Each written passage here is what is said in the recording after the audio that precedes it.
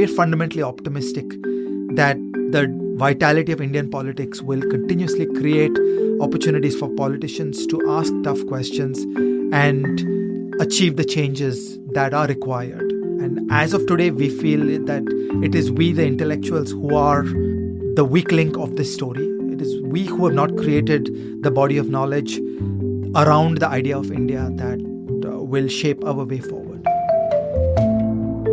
Welcome to the Ideas of India podcast, aimed at bridging the gap between academic ideas and real-world problems. Today, my guest is Ajay Shah, Professor of Economics at the National Institute of Public Finance and Policy in New Delhi. Over the years, I've learned a lot from Ajay's academic and policy-oriented research on India, written at the intersection of economics, law, and public administration. His latest book, In Service of the Republic, The Art and Science of Economic Policy, is co-authored with Professor Vijay Kelkar and is an excellent overview of the interdisciplinary approach to policy in India. An important theme in the book is that market failure in itself does not justify state intervention. And between market failure and government intervention, we must examine state capacity, the incentives of political actors, and the checks and balances provided by the larger institutional framework. I was first introduced to Ajay through his work on financial markets, and I have noticed a shift in his thinking. He used to be more focused on the technical aspects of economics and wrote about where markets can fail. Now the focus is on working through the rules and institutional arrangements through which we govern ourselves. We talked about this evolution in Ajay's thinking, his first-hand experience with policy making, his journey as an economist, his major influences, and much more. This conversation was recorded in person in February, before the COVID pandemic. But Ajay's book with Vijay Kelkar is timeless in its insights and equally applicable, if not more, in the post-COVID world.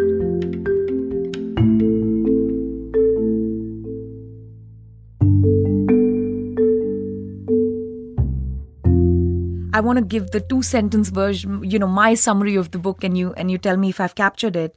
It's a broader book than simply public economics, but I would say that there is the public economics 101 that we are all taught, in economics, undergraduate and grad school, which is when there's market failure, the government must intervene and it must correct the market failure. Other than market failures, left to itself, the invisible hand works quite well.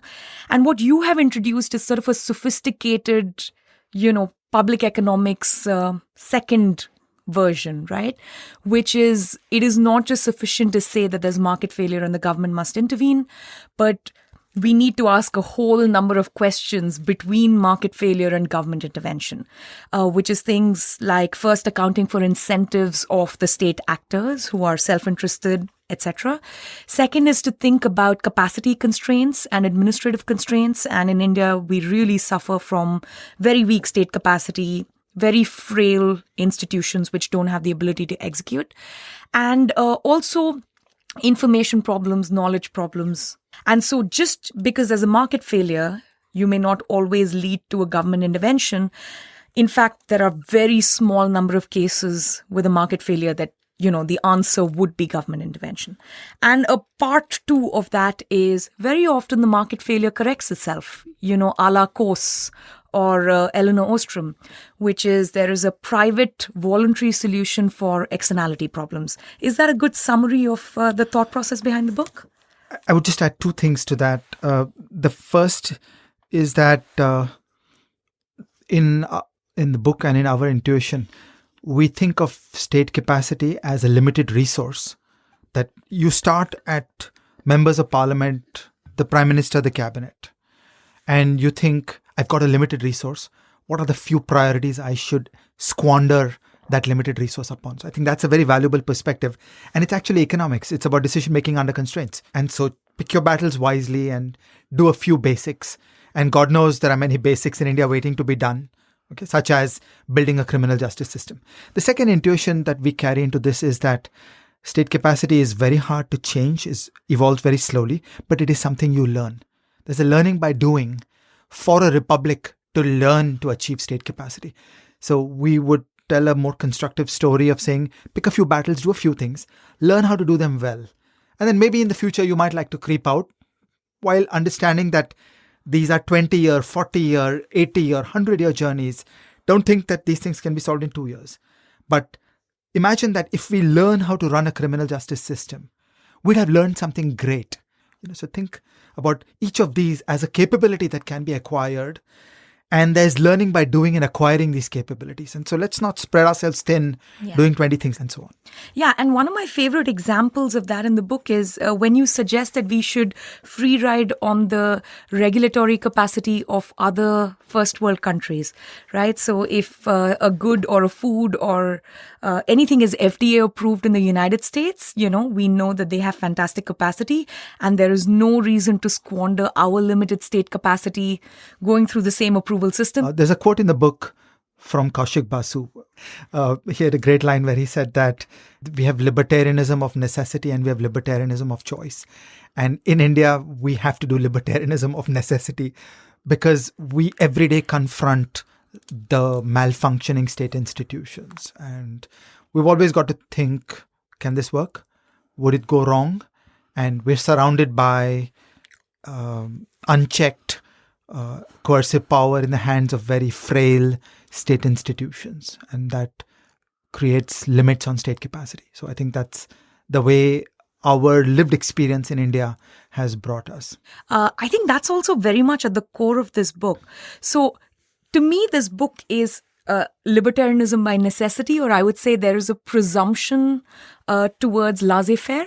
And the presumption towards laissez-faire is advocated on the back of the lack of state capacity and poor government incentives. Yeah. But there is another part to laissez-faire, which is a genuine faith in markets and that decentralized actions emerge into a pattern which is actually socially beneficial. And I feel like even those in India, all the public intellectuals in India who are now much more favorable to public choice thinking, who are actually libertarians by necessity, who understand that Indian state doesn't have the ability to execute and has poor incentives, there is still a fear of markets in the sense that we don't fully trust markets. So were we in Sweden, this kind of book wouldn't get the same reception because that constraint of state capacity goes away. What do you think about that? I think that there is an important ideological divide about the space for markets in a country where there is high state capacity. Okay, so if we were in Sweden, there would be important and legitimate differences between people on what is the most useful path. But at the same time, Kelkar and I feel that where we are in India today, it is possible to be non-ideological and to agree on a position where, for different reasons, many people can come together on a platform of saying, look, let's have the state do less. So I'm happy to debate that other question with you, and I have my own views on it. But the remarkable thing is that when placed in a country like India, people of different ideological persuasions can come together on a platform. Some saying that I think the free market works pretty well and we should just leave it be. And others thinking, I'm not that pleased at how this outcome works out. But you know what? Given our limits on state capacity, we're better off doing nothing. I think pulling that together, we can make a big tent and create a consensus around the evolution of the republic. So we're trying to avoid that ideological fight. We're trying to say, look, let's not have illusions about the Indian state. And that helps to come together around a much more freedom position than would otherwise have been the case. I want to pick up on where you left off a moment ago about private negotiations. Actually, that's an important piece which is not as much there in this book as I would like. And I worry a lot about that, and I don't know the answers to this. I'm actually shocked at the shriveling of the space for negotiation between private actors in India. I think that what has happened is too many years of big state has created an infantilization of the people, where we turn to political action and state coercion to solve problems, rather than having good faith negotiations with each other. And so I think that there's a much bigger battle in trying to look beyond state-led solutions. Deep inside the Indian political instinct, and also the behavior of most intellectuals in India today, is a presumption that we look up to the state. So when in doubt, we look up to the state. We don't look at each other. And while this book is a beginning on some of these arguments about creating space for private negotiations. I worry a lot about the extent to which we, the people of India, are willing to be adults and talk to each other and engage in sophisticated negotiations. Like, will we really get the fishery and the steel mill negotiating? Or will we have the fishery running a demonstration and trying to get political action to clamp down on the steel mill? We in India are likely to veer towards the latter. I share that concern with you. And I'll tell you the two things which are not part of the book, which worry me a little bit. So I'm completely on board with you that, when there's a market failure, the state shouldn't automatically intervene. And there are many more questions in the checklist before we make that call. But when I look around the sprawl of the Indian state, usually it is not just market failure when the state intervenes. In fact, when there is a market failure, the state is often asleep. The case of air pollution in Delhi because of crop burning in the neighboring areas or something like that. So some classic externality problems and we see no state action. Yeah. The state action we do see is of two kinds. One is paternalism, where, as you pointed out, there's this presumption that the poor little Indian citizen has no clue on how to run her own life and must be guided and must be protected, not just from outside elements, but from her own judgment. And the other is the classic socialist redistribution, right? So this is not that the market didn't allocate correctly and there was a market failure, so we need to intervene and fix the allocation problem. Yeah. The market allocated just fine, we're just not happy with it. Yeah. So we need to put in price controls and, quantity control, and we need to redistribute. Yeah. So a lot of the sprawl of the Indian state, especially where we call for structural reforms, right, in the factor markets, it's just rampant with paternalistic regulation and with this kind of distributive justice regulation. So I feel like until we have some kind of faith in markets, right, and it's not just presumptive laissez-faire because the government is broken, but actual belief in private negotiations, voluntary solutions, how do you tackle that beast of, that other regulation which has nothing to do with market failure? Yeah. So I think that you are correctly putting your finger on the lack of a theory of what is the state. Okay, so what is the idea of India? What is the theory of what we want the Indian state to do? This is a terribly important question. And I don't think we have enough of that figured out. And as you know in the book, we tell a story that we've been through three paradigms in the evolution of the Indian state. What we call the Mark I is a world of Nehru and Mahalanobis. It's a world of central planning and state-led development, a developmental state, which is the phrase used by development economists. And it worked for some time and then it petered out by the 60s and the 70s. Then in about the 80s and the 90s, we created a new paradigm around our concepts of the Indian state, which is led by people like Jagdish Bhagwati and Ashok Desai and T.N. Srinivasan, Manmohan Singh, a whole bunch of people, where some concepts were developed and there was indeed a shift in the paradigm, but it was inadequately thought through. And in a way, that paradigm has run its course. And we're standing today in 2019 holding a real decline of about 60% in private investment compared to where we were in 2011. And there's a huge loss of confidence and a sense of confusion about who we are and where we are going. That are we a market economy? What do we mean by being a market economy? And we've instead built out a big administrative state. We've built out very high coercive powers. We've got criminalization of all sorts of little problems in commercial law. And private persons are scared and not comfortable investing in building organizations here, in building organizational capability. And this calls for a fundamental rethink of the idea of India, of what is our conception of a market economy located in a liberal democracy. And this is the time for that kind of cogitation. And this book is our offering towards that grand question. That can we argue with each other? What is the role of freedom? And as you look around the Indian landscape, as you were saying a moment ago, there's just a whole lot of gratuitous intervention by the state, and most of it flounders and fumbles. So it's just an embarrassment, the lack of theory, the lack of a conceptual framework, and the lack of feedback loops through which failure generates modification of your theory, because we go bumble into the economy, we make mistakes, and then we seem to learn nothing. The years go by and we seem to learn nothing. Kelkar and I feel that part of the problem is the walls that have come to separate the specialized disciplines of, first of all, there is a development economics camp, which is more or less disconnected from most mainstream thinking in India. Then there is the normal economics people in India. Then there is public economics, there is public administration, there is political economy, there is law. There are all these communities who are sitting separately from each other, who are barely able to talk to each other, and who have not been able to agree on a framework and a paradigm.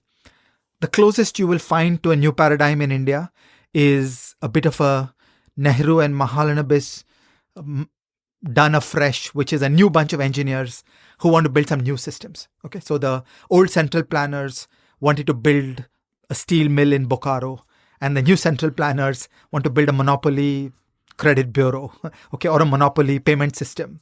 So not much has changed in some ways. So this book is our attempt at trying to think through these questions on a bigger scale and use our comparative advantage in having read and been plugged into all these disciplines of public economics and law and public administration and political economy, and trying to pull these together into one coherent narrative and to write a book that will be read by all these pieces.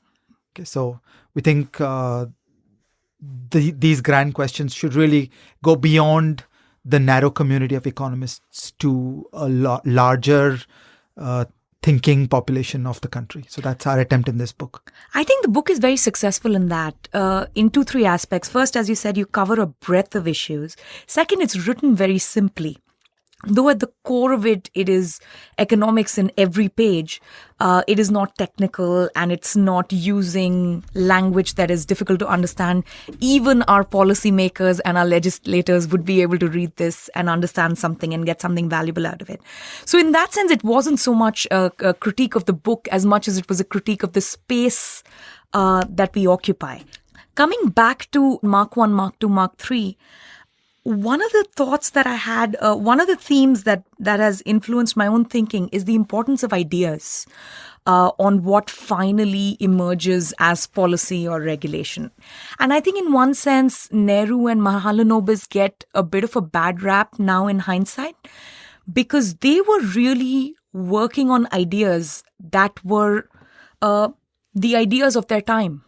Right? Hayek was the outlier of that time. Von Mises was the outlier of that time. Yes. And it was really either Soviet planning thinking or it was Keynesian thinking. Yeah. So in that sense, the model that Nehru and Mahalanobis might have picked, was this closer to the Soviet system instead of the American progressive system. But it was still very much, they were intellectuals who were aware of what were the most economic ideas of their time. So it's very easy to criticize them with the benefit of hindsight. I think that's overdone. And exactly as you say, I think they were great intellectuals. They thought about the world of their time and they made calls about that world. And to add to what you said, in addition to the questions about the Soviet model, which seemed to have worked well at the time, barring the disgusting stuff that was starting to become known in the West by the late 30s, it is also true that the First World War and the Second World War were won in all countries by extreme mobilization of the economy to the ends of the state. Yeah. So even in the UK and in the US, you really suspended market economics at the time of the war. The war was won by extreme state domination of the economy. And it is easy to then slip into the metaphor that kind of mobilization can or should be done in peacetime. Exactly. And we also inherited that legacy because so quickly after the war, we attained independence in 47. I feel like, I can say the same for Mark II. By the time the reforms came about for the P.V. Narasimha Rao government through Dr. Manmohan Singh, there had been a growing literature by P.N. Bhagwati, the great book by Bhagwati and Padma Desai, T.N. Srinivasan. It was in the air that, this kind of industrial planning regulatory system needs to be dismantled. Yeah. And to that extent, even Dr. Singh and the reforms, they were very much in keeping with the times. Yeah. I feel like that's not what's happening today. There seems to be an enormous disconnect between what economists and public intellectuals and lawyers and policymakers agree upon as an appropriate model of what works and what doesn't work, and what the government thinks of as an appropriate model of what works and what doesn't work. So what do you think is going on in the last decade? There is a big elite criticism that the Prime Minister and the core group in the cabinet is not a very elite, educated, reading, thinking audience like, Dr. Singh and his Oxford education. So that's one elitist view on what the problem is. Another view is we've had prime ministers who did not know any economics, but they surrounded themselves with and trusted, the excellent technocrats and economists and regulators, and actually took their advice, which is what helped them keep in line with the times. So what is your diagnosis of why we are so anachronistic in our thinking today? We've gone back to planning models. We've gone back to social engineering. Today in the newspaper, I read something about a call for a new Swadeshi movement with, Make in India, which might very quickly veer out of control into import substitutions and export caps. So where do you think the problem is? I think there are two strands to this. It's very interesting and important to understand the shift from Mark 1 and Mark 2, because that gives us insights into what comes next. Kelkar and I don't think of 91 as the decisive date. In fact, the ideas were shifting and the policies were shifting over many years before that. It takes many years of cumulative work to significantly move the battleship that is the Indian state. And in terms of the economic performance, yes, it's true that 1991 to 2011 is the golden 20 years of astonishingly good economic performance. But there is a long lag of many, many things that are done and many, many things that fall into place. And that story really runs further back. So 91 was exciting and highly visible, but there was a lot of stuff. And we literally date the change in course as starting from 1977. It's when the Janata Party came to power. It is when H.M. Patel became finance minister and D.T. Lakdawala came to the planning commission that we started seeing new ideas come in. And you get a structural break in GDP growth right there at 1979-80. Okay. And increasingly, people started gaining confidence about doing things better.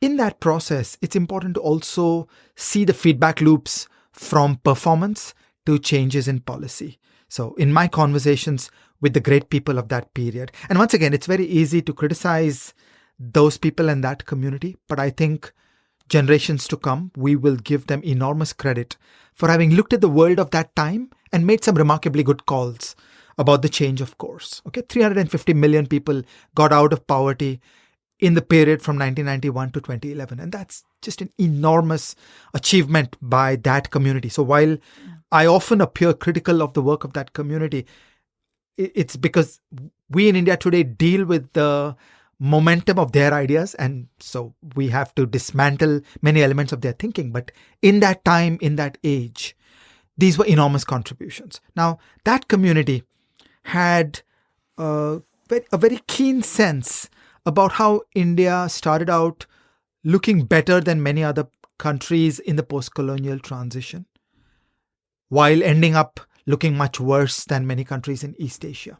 Okay, so the India of 1947 is the India of Ramanujan and Rabindranath Tagore and C.R. Rao and Jagdish Chandra Bose and C.V. Raman. S.N. Rao and C.V. Raman. Okay, so there was a capacity in India that you could literally not find anywhere else in those post-colonial countries. Standing in 1960, there was nothing in South Korea, whereas India seemed to have got its act together.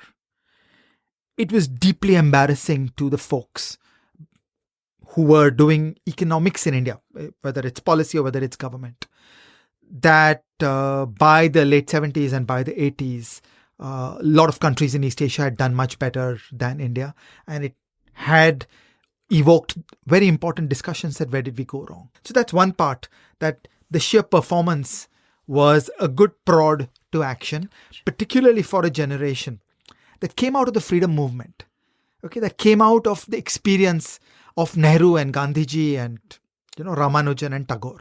We can scarcely imagine people like Nehru in walking in Indian public life today, but there they were. And that generation remembered that. That generation understood what we had come out of. And it was just cold water on their faces to be told that the performance of India is abysmal. This was assisted by the 81 IMF program and the 91 IMF program. So having two balance of payments crisis was also bracing. And I think it sent very important messages to the political class that we are way off track as compared to where we need to be. So I think that was the performance side that generated feedback loops to push India in a better direction. And I think that was healthy and valuable. The second dimension was the world of ideas. We had that kind of vibrant intellectual community that was able to discuss and debate and diagnose and change course. However, one of the main arguments of this book is that the license permit raid Raj is alive and well. Yeah. And that community had the economic articulation that we need to do much more economic freedom, but simply did not work through enough of the politics, the legislation, the public choice theory, the public administration, the detailed design of the machinery of state through which you could actually achieve economic freedom in India. A private person in India today is terrorized much more by the state than was the case in 1990. Okay, that's the bracing truth of what was sought to be done in Mark II, where some stroke of the pen stuff got done. For instance, we have lower customs duties. There's a standard list of things that got done. Yeah. But the lived experience of an entrepreneur in India today is worse than it was before. You have business model risk. The government can come up with some rule and put you out of business. Yeah. The government continues to create public sector enterprises that destroy your business. Yeah. The government can raid you. There is no rule of law. There is no check and balance. The enforcement directorate can lock up your property for 20 years. Cross-border transactions are still demonized, and so on. So there is more fear today amongst private persons today than was the case in 1990. And that is the bracing reality of where we have come today. So I think that there was a lot of high ideas and rhetoric about India becoming a market-oriented economy starting from 1991. But where we have come to is just not that. And our hope in this book is to depict the reality that is there in India, that this has become an administrative state. This is the administrative state of the kind that readers outside India can scarcely imagine. That you cannot imagine a world where inspectors and officials have such power over private persons. And so much discretion. Yes, just literally unbounded discretion. And it's important to emphasize this is powers in the executive. It's not in the legislature. It's not in the judiciary. It is the executive that has non-rule of law powers over individuals, over so-called free persons. We actually don't have those free persons in India anymore because the executive has amassed all this power. This is a new realization, and I think this is a novel idea, and that's one of the key things driving this book. Now, how can this matter? How can this change? Let's first think about the performance aspect. In terms of performance, the fact is now becoming increasingly clear in the data that we got great growth from 91 to 2011, and we've hit a wall from 2011 to 2019. Okay, there is a great debate about GDP data. So each of us should choose what statistics we wish to believe. But there is little doubt that there is a large deceleration in the performance of the Indian economy from 2011 onwards. Yeah, and whichever way you measure, we're not reaching the potential. You cut it any which way, and there is a new problem of trend GDP growth starting from 2011. And it's even more urgent now than it was in the previous decade because the demographic is so much younger now. Yeah.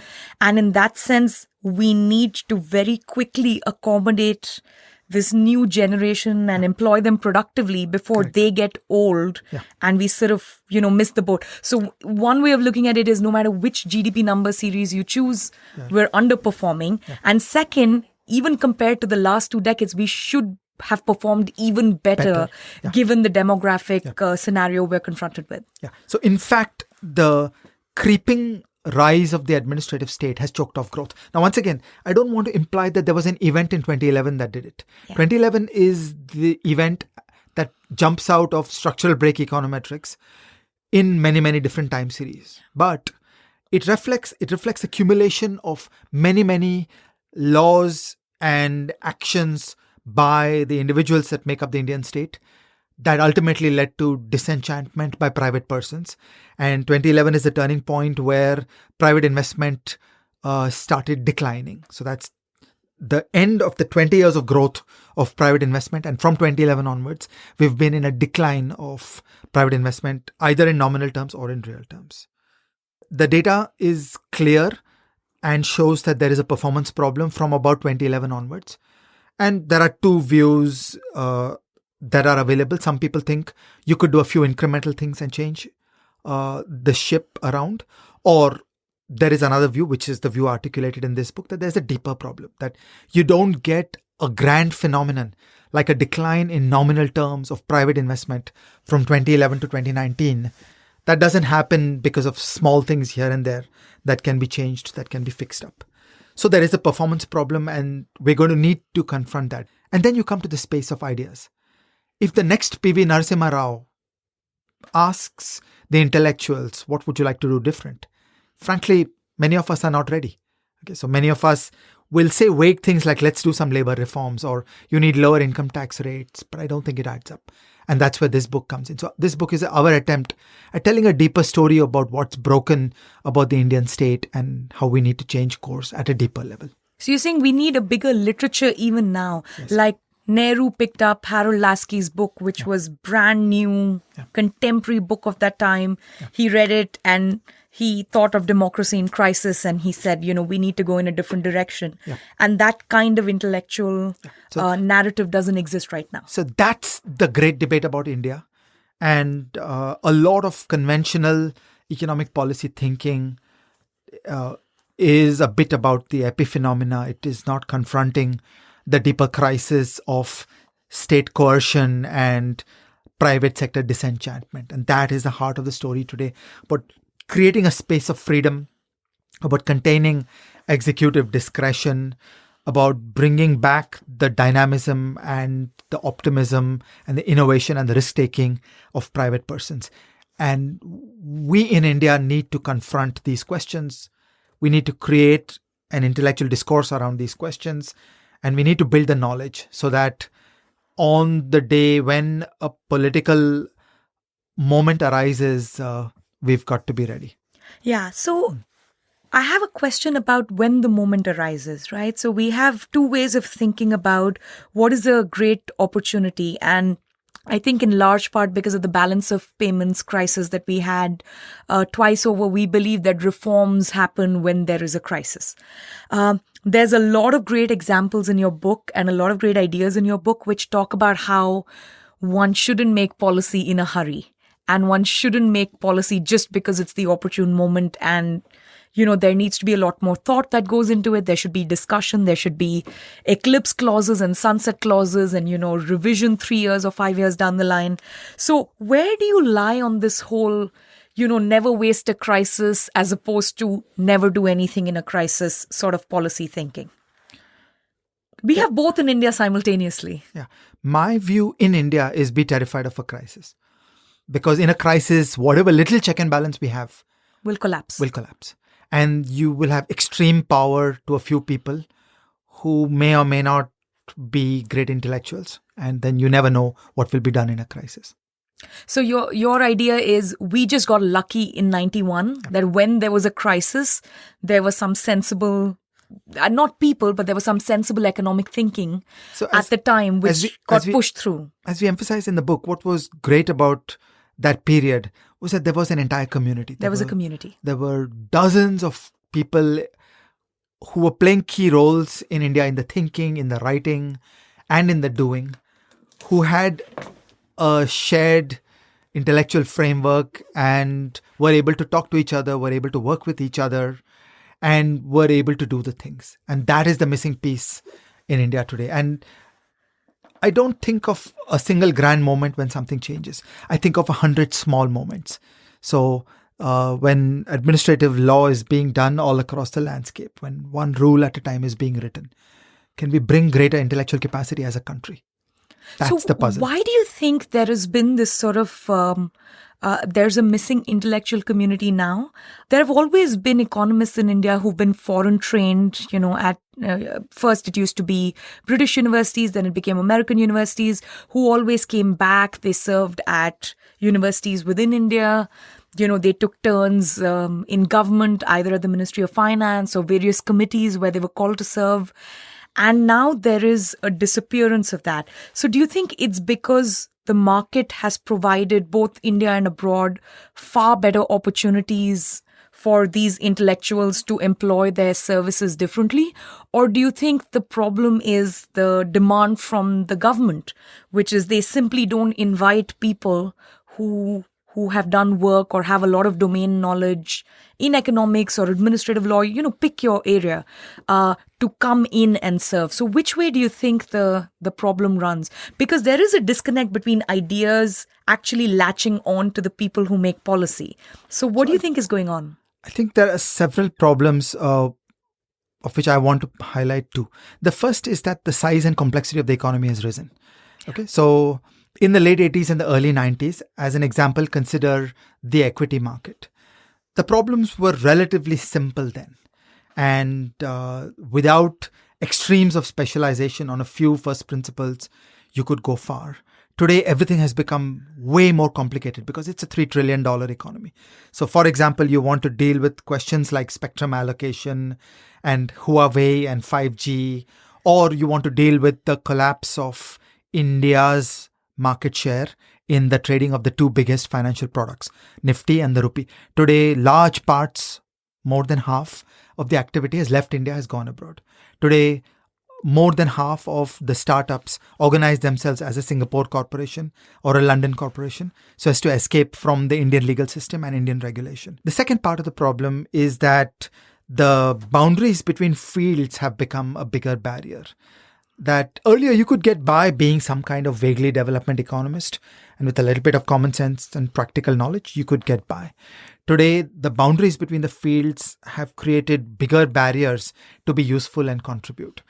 India's growth has made development economics less and less relevant for India. What you need is more normal economics. Yeah. But the academic incentives around publication are pushing people, are encouraging people to look to what would be fashionable in the United States. And it is hard to find people who are able to rise above those incentives and take interest in our own backyard. Okay, to write papers where the referee in America would say, "Who cares?" Yeah. Okay, those are the papers that need to be written. And so these are the puzzles which are hampering the development of an intellectual community. So that's the supply side problems and distortions. What do you think is going on the demand side, which is the demand for these academics to serve on committees? And I think we're doing fine on the demand side. There's tremendous demand. There's demand in government. There is demand in private firms for people on the academic side who are able to take interest in practical things, to understand the world. The key barrier in my mind, at least amongst economists, is do you live to serve the editors and the referees, or do you live to serve real people in your backyard? And I think that if more of us will take interest in serving the people in our backyard, we'll do a darn good thing. Your own experience in policy making. So I want to pick up something like FSLRC, right? So you and the entire team, you put together a sort of new way of thinking about regulating the financial sector. And the idea was that you would write it as a comprehensive law, but, it may get passed piecemeal and, so on. What do you think is the sort of roadblock in those kinds of situations where there is the intellectual sort of horsepower available? There is even an intention to put it together. There is a committee that puts it together. You write a great report. You draft a fantastic bill. You even manage to get some of it passed. And then there is a block. So what is going on in Indian political economy? Is it just standard interest groups trying to block it? Is it the government getting nervous about trying to do too many reforms that it could get some backlash? Is it just lack of, they just don't know how bad the fire is, so there's no attempt to put it out? So what do you think is going on, either in the specific case of, your experience, or more generally, what's going on? So it took me a long time to understand that in India, the special interest politics centers around bureaucratic formations. So it is the employees of Indian Railways who are the greatest barrier to the reform of Indian Railways. It is the education establishment that is the biggest barrier to reforms of education. It is the health establishment that is the biggest barrier to health reforms, and so on. So we are in a peculiar position of a big administrative state where there are bureaucratic formations that are the beneficiaries of arbitrary power and low accountability. And that's the puzzle that we've got to crack. We've got to get back to a more normal politics where elections and legislation and legislators matter. So you think what's going on is a yes minister sort of parody, right? So you have politicians who are interested in pushing through reform, and you have experts who come and write it. And then you will have, a whole host of people who are worried about losing their jobs and pensions and power and budgets. Arbitrary power. Yeah. So we face situations all the time where there is a reform that is proposed, where there is some modification of some rules of the game. Typically, what bothers agencies the most is when you reduce their turf, when you reduce their power, when you create more check and balance. And then they will come back and talk to the minister and say, but if you do this, X will collapse. And very often the ministers are not able to deal with that double quotes risk. So that's the nature of the beast where we stand in India today.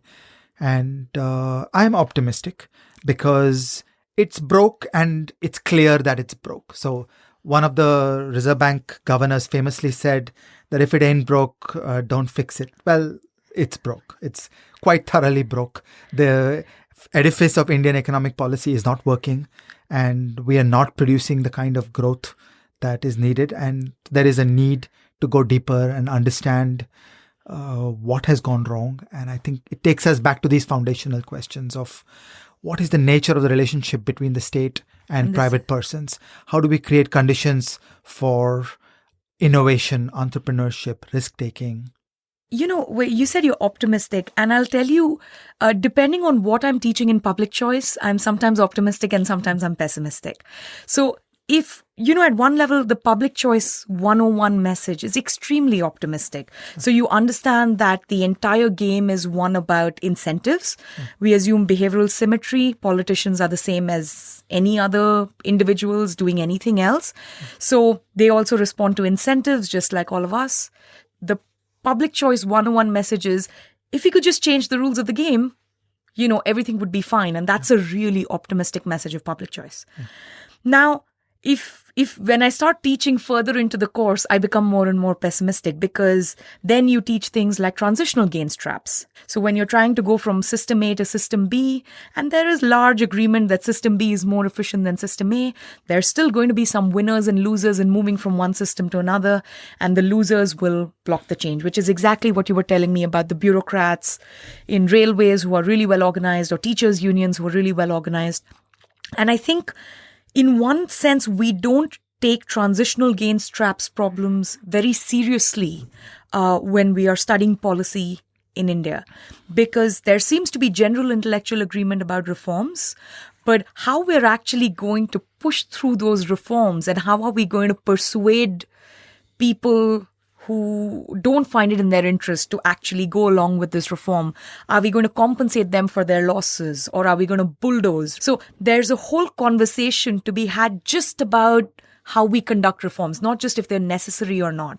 So when I think of that aspect of public choice, I become extremely pessimistic, and I feel like nothing is likely to change. So where do you stand on this? So let's think about the Indian situation around these grand questions. First, a little story. There is a very important policy thinker in India called Percy Mistry. Yes. And he has played a great role in our thinking and work on these subjects. And when I was much younger and I would complain about the mindset that is seen in financial regulatory organizations in India and the Reserve Bank of India, it was Percy who would always stop me and say that you're not allowed to complain about mindset. because mindset is endogenous. You change the rules of the game, the mindset will change. So go after the rules. Find out what are the elements of arbitrary power and lack of accountability that generate the observed mindset, and we go after the rules. It's exactly a public choice, optimistic view. So Percy was that the person who had the ability to break heads in the vast World Bank bureaucracy and try to change the working of that organization. So he'd lived this. Yeah, this is in the book, and I really enjoyed reading about sort of his input. Yeah. So that's the first element of this, that public choice theory gives us a very optimistic view that if we are stuck in the evolution of the Indian state, it's actually not inexorably so. It is endogenous to incentives, and it's our job to rethink those incentives. And this is where I think that the critical divide in India is between the thought process of the politician and the thought process of the officialdom. We in the Indian elite tend to very easily slip into the notion that the officials are some good guys. The officials are people like us. The officials speak English. The officials are the guys who will always do the right things. And that's actually a completely wrong way to think about it, because the officials are the incumbents who wield that coercive power and enjoy the gains from that lack of accountability.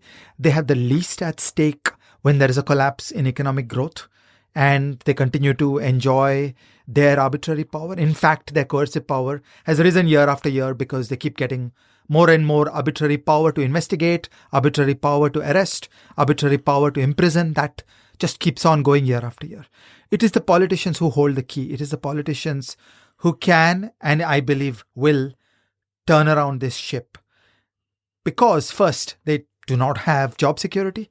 Every 5 years, they have to face elections. And I think that creates a fundamental angst in the mind of a politician in a way that is absent in an official. Officials in India are comfortable with what's going on. The second aspect is that it is this nature of life in politics that makes politicians to be risk takers. As Kelkar always says, politicians are entrepreneurs.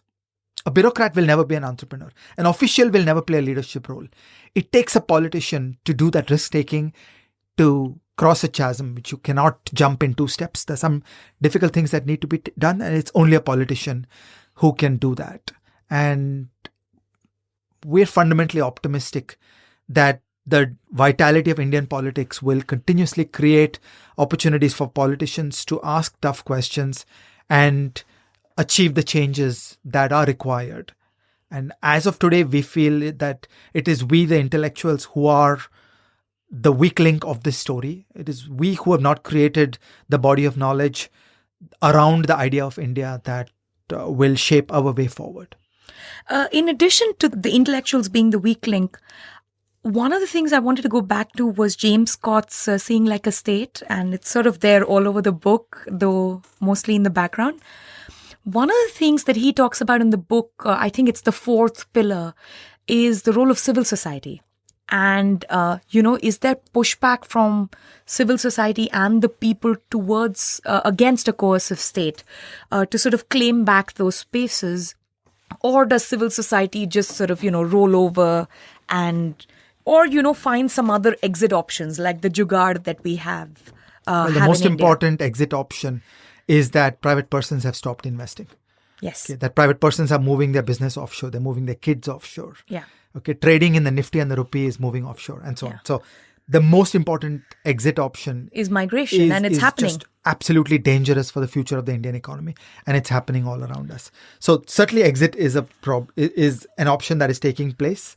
On the voice, our bottleneck in India today is the political climate, is the theory of the Indian state that bestows legitimacy upon state action by default. Yeah. We, the people, are willing to believe that by default the state is right, the state means well.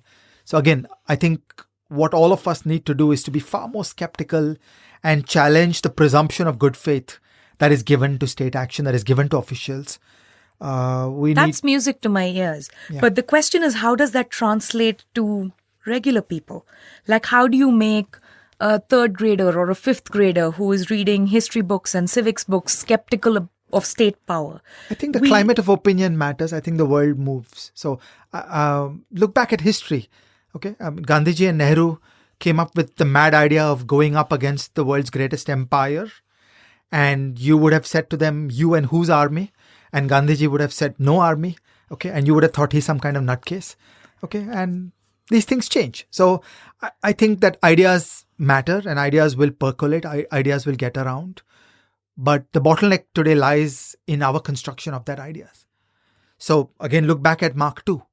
While we call 1991 the flowering of Mark II, in fact, a whole it's been around literature since before the that. 70s. Yeah. So the climate of opinion shifted, and increasingly we started understanding that socialistic approach was really not working and we needed to move away, that our reflexive autarky was a mistake. And over the years, that had an impact on practice. So I think the practice will follow, but the ideas have to be there. And today I say that we, the intellectuals in India, are not ready to think through the idea of India and be able to offer a fully articulated philosophy and a theory that will help shape that evolution of the Republic. This is going in a slightly different direction, more related to the book. So there are two themes in the book. One is that we desperately need to build more state capacity. And we can do that by picking specific areas where we choose to focus our energies. But, those areas can't just be anything. There are some very high priority areas like criminal justice system, contract enforcement, and, so on. So at one level, there's a push towards high state capacity. Are you ever worried about the China situation where state capacity is so high that given the existing set of Indian laws, it is going to become authoritarian as opposed to move towards liberty? So I feel like it's not just state capacity, right? We need to completely reduce and remove executive discretion and simultaneously build state. Do you worry that the message that the powers that be will take from this book is just let's build state capacity and enforce this even harsher? No, you're absolutely right. And this is an important concern. And I think that there is a race going on in India between building more civil liberties and building the state. And right now the state is winning. Yeah. There is an example in this book, which is from Anirudh Burman. Actually, there are two examples which go back to back. He tells a story, Anirudh tells a story first about warehousing. Okay, so the Indian state enacted some Essential Commodities Act, whereby they would put you in jail if you hold inventory of more than 5,000 tons of wheat, or some such numbers. Now, that was mostly harmless in the olden days because the Indian state did not know what is all the wheat that has been held by you. Okay, so the lack of state capacity prevented that old law from doing a lot of damage. Now you fast forward to the 21st century and you have sophisticated corporations that have warehouses that are able to face a subpoena request and give you an accurate statement of all the holdings by all the individuals of wheat at warehouses all over the country. Now suddenly that law is a very powerful coercive law because it is enforceable. So nothing changed about the law, but it became much more important. That genotype got expressed when placed in the new environment of the ability of the Indian state to be able to ask a question and query an electronic record and get an answer to that. Okay? And then actually come down harshly and then using all its the old state law power. stands that they'll put you in jail. So it was an old coercive law, but it is new computer technology that converted it into something that really bites. Okay, that's one nice example. The other nice example is about surveillance. Yeah. Okay, the old Indian frameworks of surveillance basically meant that the British would tap the phones of Gandhiji and Nehru. Yeah. Okay, and we were about okay. That's not so bad. But today, for the first time, that same surveillance law, read with today's technology, gives unchecked capabilities to do surveillance without judicial oversight, indeed to establish mass surveillance capabilities without any proportionality doctrine. And there is a need to scale back the ability of the state to surveil individuals, to bring back civil liberties that have been threatened when the old law was juxtaposed against new technology. So this is a very interesting place where the genotype of the old law is expressed into new kinds of phenotypes because of the change of the technological environment. And I think this is an important metaphor to keep on our minds, that it doesn't suffice to be careful about the new things that we do. The new technology that comes about will suddenly create new kinds of damage out of old elements of coercive law. And then, of course, there is the new wave of information and power in the hands of the state. And I think we need to think a lot more. We need to worry a lot more about putting information technology into the hands of the state, about creating new IT systems. It's very fashionable these days in India to create a national system, a Yes. single national monopoly. grid or a national repository One of more so national on and thing so forth. Yeah. backed by state coercion, where state power is used to kill off private rivals and to force down one single national system. I feel we should be much more contemplative about how these things work out. These innovations will have unintended consequences, and we need to think a lot more about their consequences. It's much better to have organic evolution all around the country of different systems owned by different pieces of government, owned by many private players, when normal private negotiations generate discussions and contracting around interoperability, rather than having a heavy hand of a state creating one monopoly public credit registry, or one monopoly payment systems, or one monopoly account aggregator. This is all the 21st century central planning that is done by the state. But there's a different twist compared to the central planning of Nehru and Mahalanobis, where very foundational questions of civil liberties are also now at stake. Yes.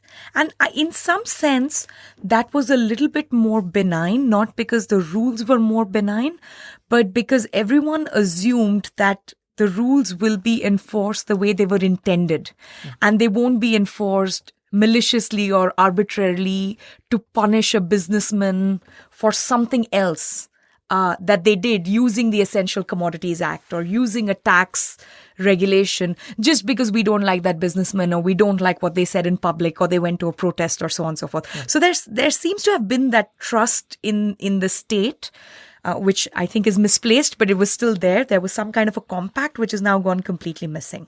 I had a few other questions which have to do with policy, but not that much related to what was going on in the book. One of the things that I always worry about in India, other than this centralization, nationalization of capacity in areas that I'm not excited that the state has capacity, is that there isn't enough good thinking on type 1 and type 2 errors when we design systems.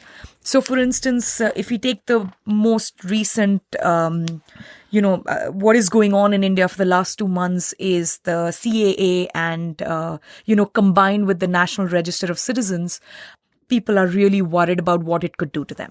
Now, we don't know what the exact policy is. That has not been announced or very well communicated. But there are two ways to think about it. There are some people who are very worried about illegal immigrants, and, that could be valid or invalid, but there are some people who are just very worried about illegal immigrants, and they may require a lot of paperwork to sort of prove that you're a citizen, right? And then there are other groups who believe that, this should just be a presumption. We're not worried about illegal immigration. It's just an issue in a few border states, so the presumption should be that we're all citizens unless shown otherwise. And depending on which way the system is designed, and we don't know yet which way the system will be designed, you're going to get enormous type 1 or type 2 errors. And they won't be symmetric, right? I mean, the number of potential illegal immigrants is pretty small in India compared to other countries, but the number of, false negatives you could get of domestic citizens of India is fairly large. Do you think there is any thinking that goes on in public policy while designing systems, or we just learn ex post and realize that, we got a lot of false positives or a lot of false negatives? Like, is there any attempt to understand that any system will have error, and that we must move towards error minimization? We can never be error-free. And error minimization will have this trade-off between, false positives and false negatives. So I want to tell one story. This is around the operations of welfare systems using the Aadhaar system. Yeah. Okay. So in the pre-Aadhaar world, when there were physical systems, there were lots of mistakes. So there were type 1 and type 2 errors. And when Aadhaar was proposed as an innovation that would help improve the efficiency of this delivery, I think any reasonable person knew that there will be mistakes in the new system also. I don't think anybody thought it would be perfect. But the idea was that A, there would be fewer mistakes in a more electronic biometric system as opposed to some old paper-based system. But also B, and I think not enough credit is being given to the early thinking of Aadhaar on the second point, which is that it is the responsibility of the manager of a public system to also design for some of those failure cases. Yeah. Okay, so if you are running a public distribution system, which is a subsidy program for poor people to get food grain at a subsidized price, I think it's a cop-out on the part of PDS to say that, look, I have introduced Aadhaar and now I'm not responsible for what happens next. Yeah. And if 20% of the people are unable to get subsidized food grain because their Aadhaar system didn't work, it's not my fault. I think that was really unfair. And this goes back to the fundamental lack of accountability in the Indian state. The only reasonable position in my mind would be that it is the manager of PDS who's responsible for PDS.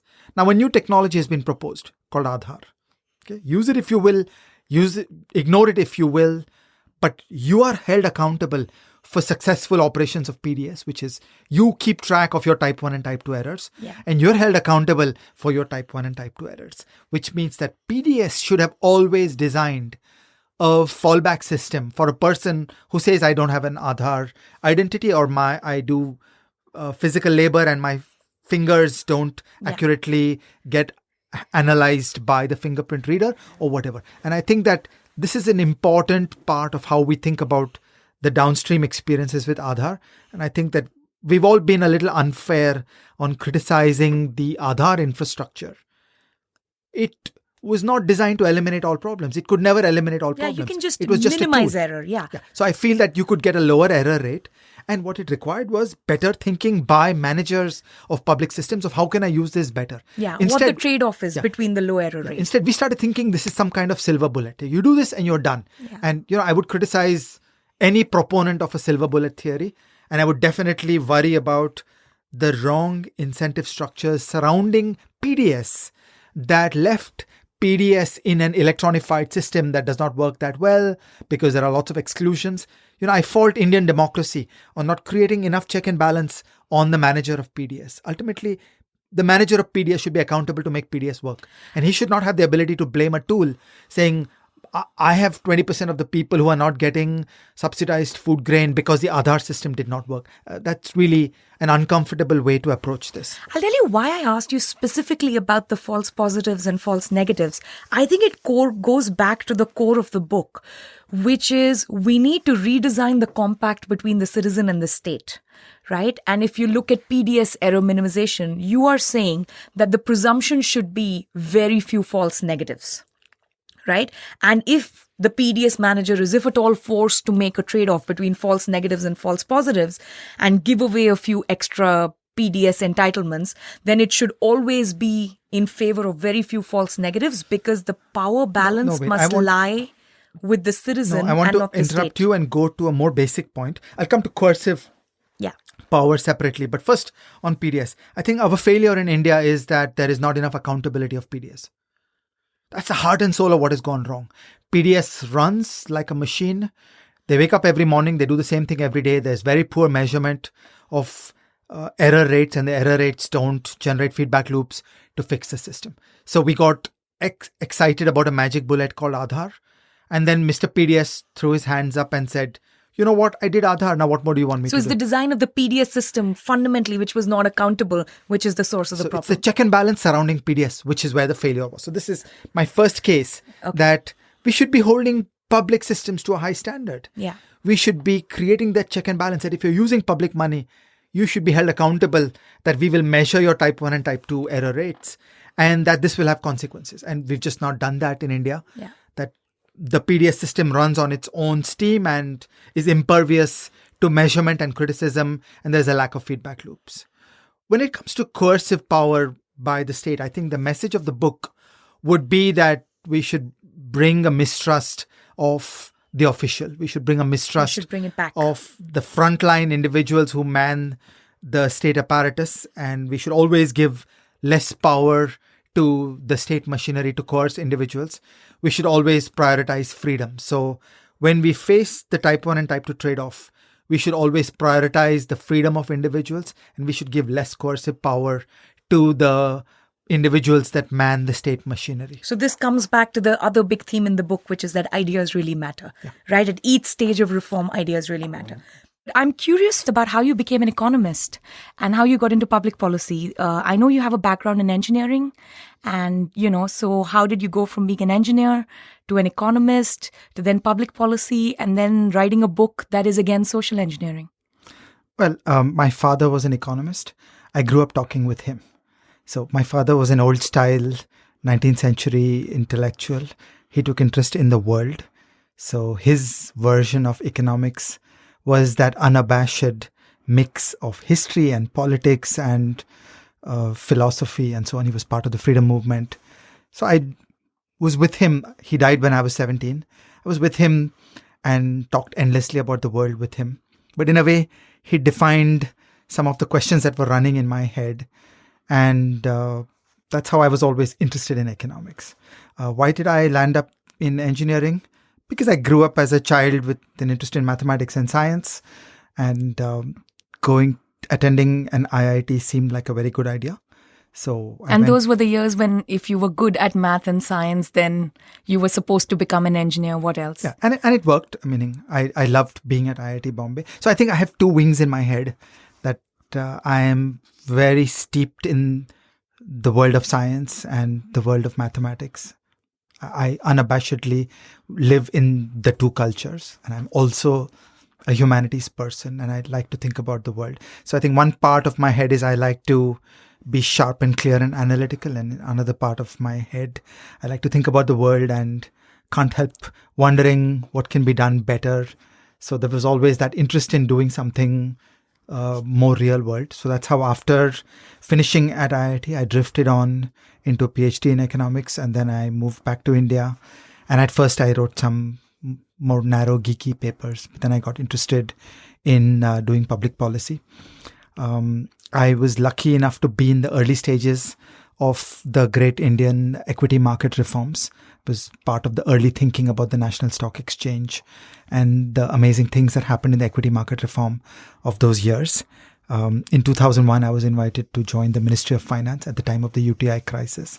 So I spent 4 years inside the Ministry of Finance.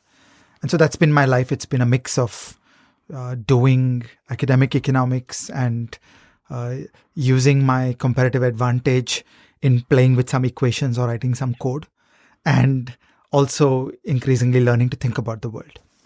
So I would imagine that the kind of economics training you had at USC is quite different from the kind of book you've written, with Dr. Kelkar in the Service of the Republic.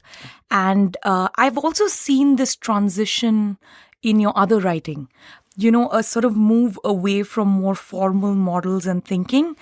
And if I may say, some of your earlier work, especially on financial markets, it was a little more sympathetic to market failure thinking and government intervention.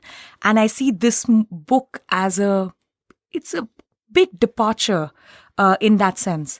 So I'm just curious about your own, the evolution of your own thinking on these matters.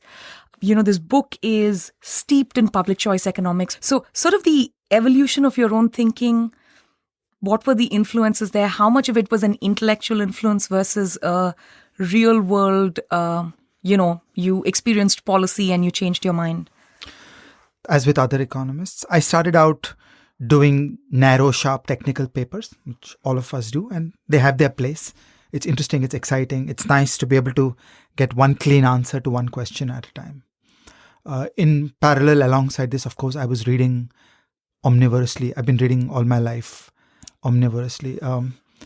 I sometimes joke that the place that is occupied in the minds of many people in India by an epic like the Mahabharata, it's a defining grand story, and we endlessly make analogies in the context of the great moral choices and the little quirks and silly stories about the Mahabharata.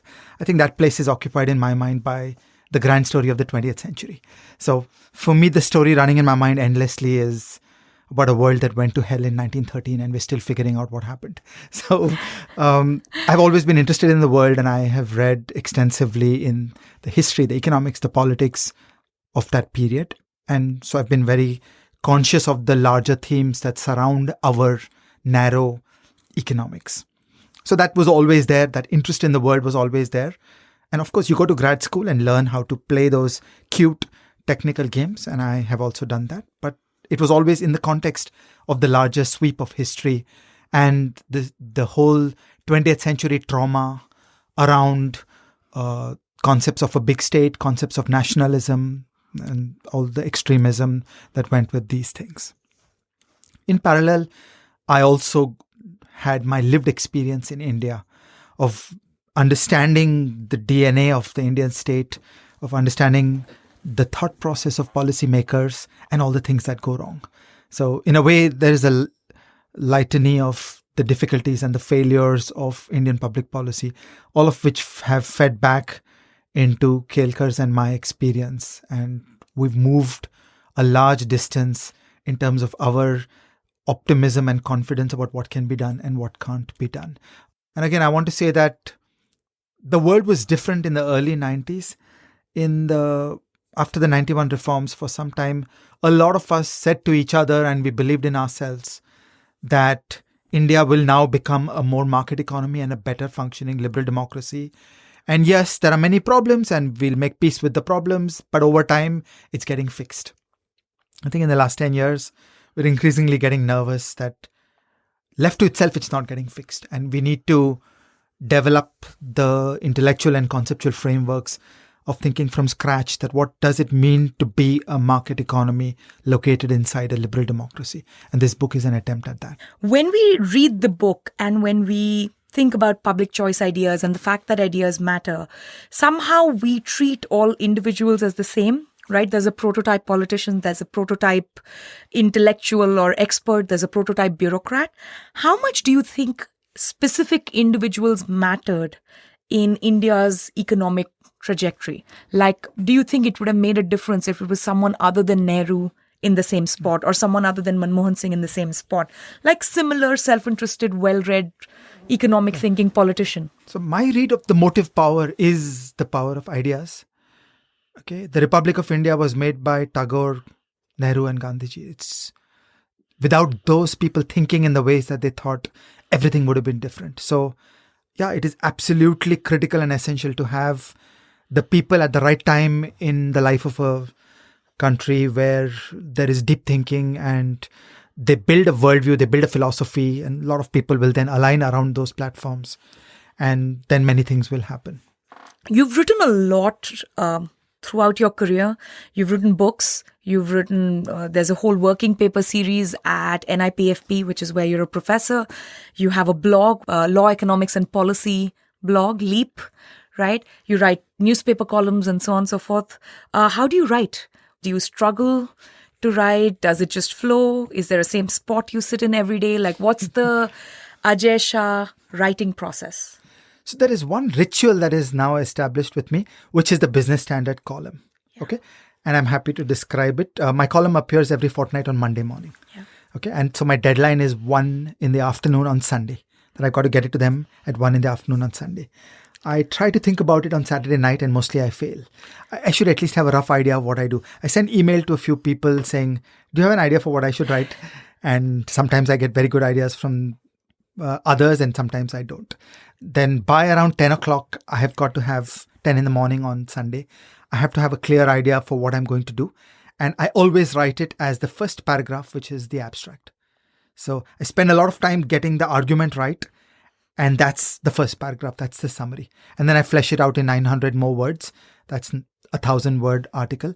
Then I put it aside and I proofread it once. Then I put it aside and I proofread it twice. Then I put it aside and I proofread it a third time. And then I send it off. And that's by 1. So from 10 to 1, this is my ritual about how I do the Business Standard column. This sounds very smooth. Yeah, because I've been doing it forever. So this one is nice and well established. It was not like that for the book. The book was a completely new experience.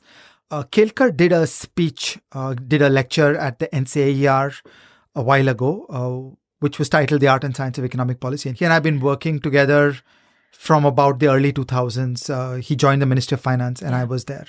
So we've been talking about these things forever. We've worked on many policy and research products. And after he did this at NCAER, he said, why don't we do this as a book? And I said, sure, let's work on it. And it morphed over time. So it started out as a much smaller and simpler book.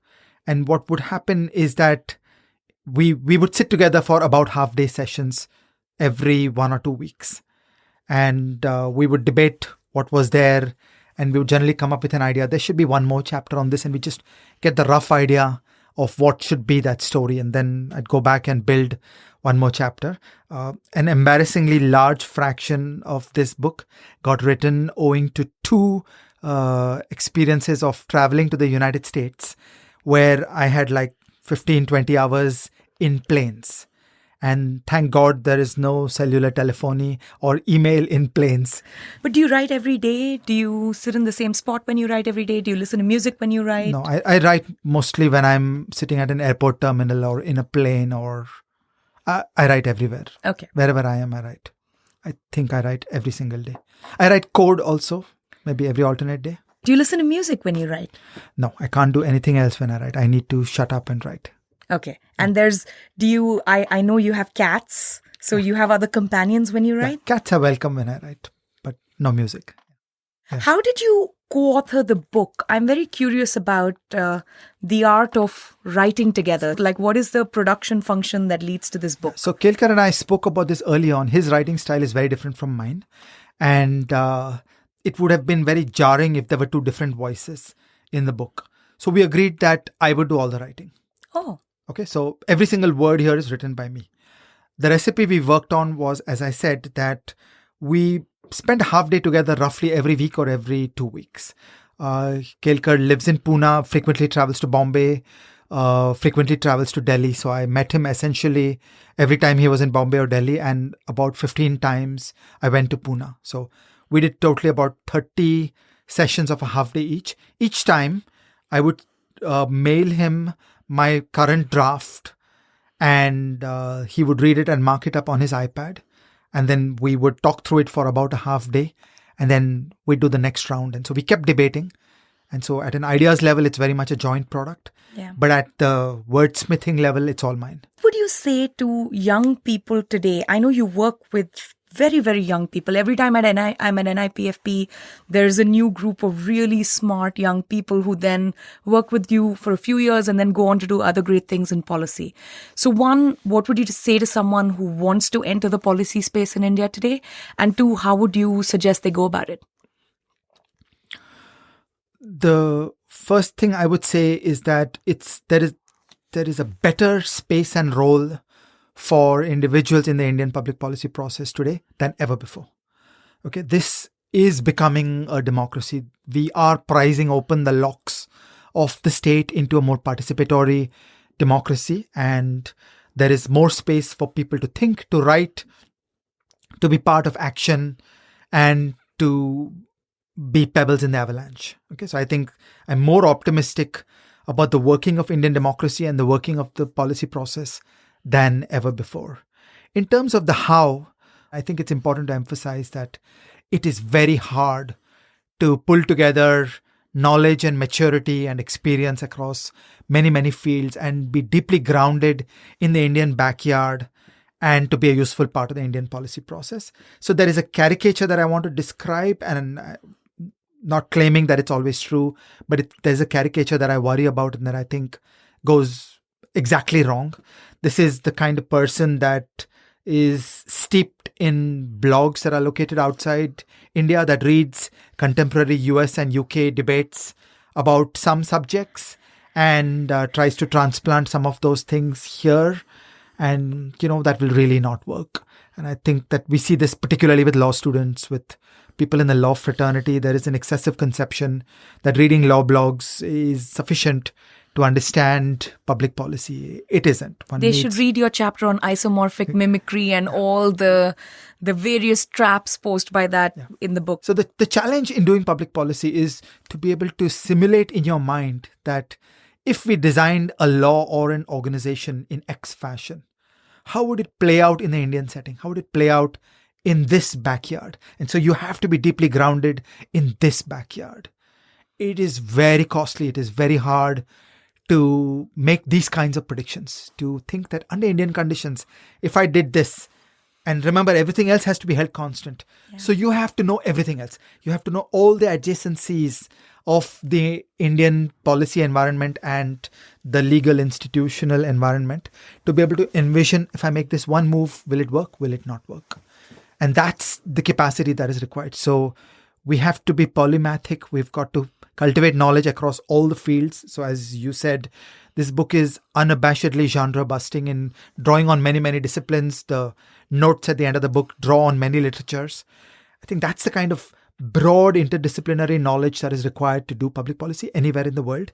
And I think too often in India, we are making the mistake of being excessively specialized, that we think that there is a subject called law, there's a subject called economics, there is a subject called public administration. And we think that to be very knowledgeable about any one of these pieces is sufficient to think about public policy. So read broadly. That's the general big message. Go deeply into the Indian backyard. Look inside your backyard. Don't look in the journals. Okay, there's more knowledge out there. If we will just curiously go out, talk to people, meet people, we'll learn a lot about the world. What are some of the books that have influenced you? I'm of course a child of books. As I said, my father was an economist. I grew up around 6,000 books. And one of the reasons why this book came late is because I was always intimidated by the high standards set by those books in my house as I was growing up, because that is what a book should be. And I never felt confident enough about reaching up to that bar. There are books that are lost in the mists of time. In the class of the books that I read recently in the last 10, 15 years, that really changed the way I think about the world, I would have to put James C. Scott's books. I've gone back and read all of them. Sadly, I came to them late, but it's an immensely powerful and novel way to think about the world. And it has really changed the way I think about lots of things. Yeah, and James C. Scott's, I mean, a lot of his ideas are all over the book, but Seeing Like a State is really somehow central to the book. And somewhere after, I think, page 100 or so, when I saw the reference, I literally jumped out of my chair. It just brought a big smile to my face. Yeah. So if I could go back in a time machine, I'd like to go back to all of us in the early excitement of building the UID AI system. Yes. And I'd like to push all of us that stop and read this book. That's great advice. Any other book, like not recently, but that you have read, or anything you're reading right now that you've fallen in love with? I think that one of the most powerful books of my life was Capitalism and Freedom. Yeah, again, that's a book that is at the core deeply about economics, and all the economic insights are in there, but it is not an economics book in that it's extremely broad. It thinks about individual freedom. It thinks about the contract between the individual and the state, between individuals and each other, and the voluntary nature of our interactions.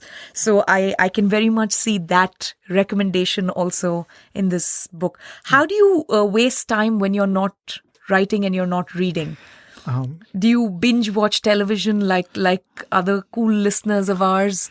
Do you listen to a lot of music? What do you do? So I have a low opinion of my self-control. So the only safe place to be is no Netflix. So I ration myself to 2 movies a year. I won't be able to stop.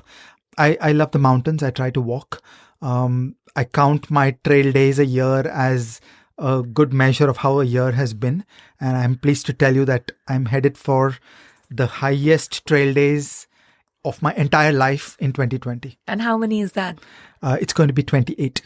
Oh, that's fantastic. Yeah, so you mountaineer for fun. Do you listen to podcasts now that you're on one?